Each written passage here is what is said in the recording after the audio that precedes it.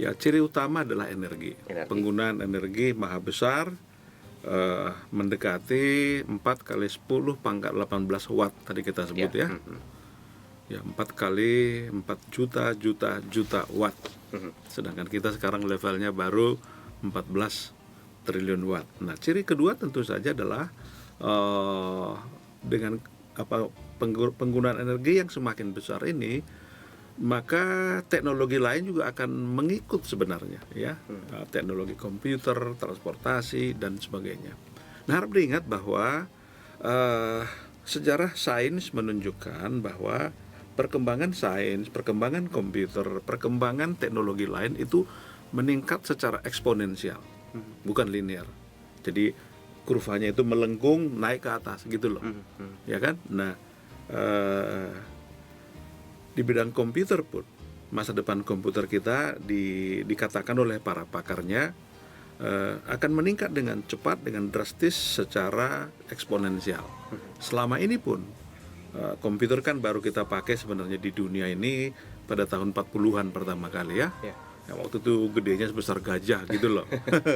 Ya, waktu saya masih kuliah zaman dulu di ITB 30 tahun yang lalu, itu satu kampus ITB 5.000 mahasiswa, barangkali 1.000 dosen gitu. Kita menggunakan satu komputer besar yang kemampuannya, kalau sekarang ini itu kemampuan komputer itu lebih kecil dari BlackBerry yang saya pegang ini. Bayangkan itu.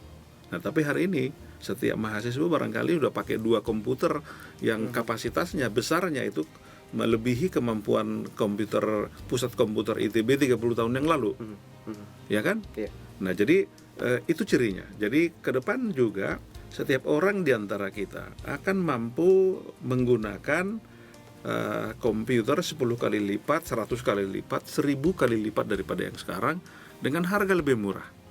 Dengan harga lebih murah. Nah, ini ciri komputer juga selalu begitu. Bahkan nanti dikatakan komputer akan hilang secara fisik. Itu yang disebut Ubicom istilahnya. Ubicom itu ubiquitous computer, itu kan artinya komputer fisik tidak kelihatan lagi. Dia sudah ubiquitous, artinya terbenam. Terbenam di mana-mana, di tembok, di lantai dan sebagainya, ya kan? Ya. Nah, sekarang aja misalnya kalau kita cek di internet, itu Google itu menggunakan 1 juta server. 1 juta server tersebar di berbagai daerah di Amerika sana. Nah, kita kan menggunakan Google kan udah gratis. Kita menggunakan YouTube itu gratis. Ya, saya di kantor saya juga menggunakan banyak sekali kapasitas komputer, memori komputer itu bergiga-gigabyte saya store di YouTube itu gratis. Nah, ke depan juga begitu. Jadi boleh kita bilang ke depan bukan cuma smartphone yang ada, tapi juga smart office, smart home, smart car gitu kan. Nah, ketika kekuatan komputer meningkat 1000 kali bahkan 1 juta kali dari sekarang, powernya, kapasitasnya, speednya, tetapi harganya sekaligus lebih murah. Nah, akhirnya yang kita lihat cuma layar komputer di mana-mana. Komputernya sendiri, bodinya sendiri, servernya sendiri nggak kelihatan. Yang kelihatan cuma layar komputer. Nah, sekarang kan komputer pada dasarnya pada umumnya sudah berlayar datar kan? Betul. Sudah pakai LED semua, benar nggak? Nah, itu pun nanti akan mengecil dan menipis. Saya masih ingat seperti TV layar datar pertama kali muncul di Jakarta. Saya ingat itu satu TV layar datar sebesar ya barangkali 29 inci ya. Itu harganya 35 juta. Sekarang ini barangkali 2 juta udah dapat. Nanti itu layar sebesar itu bukan 2 juta, 2.000 perak. Jadi layar komputer itu akan seharga kertas. Dan kita bisa membeli layar komputer atau layar TV ya, karena komputer dan TV nanti akan menyatu, ya kan? Per meter kuadrat gitu loh. Jadi kayak beli kaca film.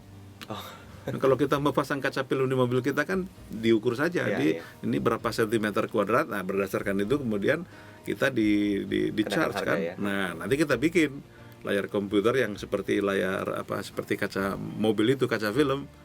ada di mobil kita, ada di rumah kita, ada di kantor kita. Di kantor kita pun barangkali ada 8 layar gitu. Ya kan? Ya. Di mana-mana ada. Oke. Ya kan? Nah, jadi ciri yang kedua dari peradaban planeter adalah Teknologi tadi ya. teknologi komputer akan meningkat 1000 kali bahkan 1.000.000 kali di masa yang akan datang, dan itu segera akan kita nikmati. Nah, power processing yang maha besar ini, nah pertanyaannya kan kita apakan itu? Sama juga sekarang ketika Google, Facebook itu begitu melimpah dan begitu gratis, orang apakan itu? Nah, kan kita lihat di Facebook orang sering juga cuma ngeluh gitu kan. Marah kiri, marah kanan gitu kan. Atau mampukah kita menggunakan fasilitas teknologi yang luar biasa ini dengan kreatif dan dengan positif? Nah, itu kan itu kita kembali kepada etos. Ya kan, sebab kalau kita nggak punya etos 4, maka teknologi ini hampir sia-sia buat kita.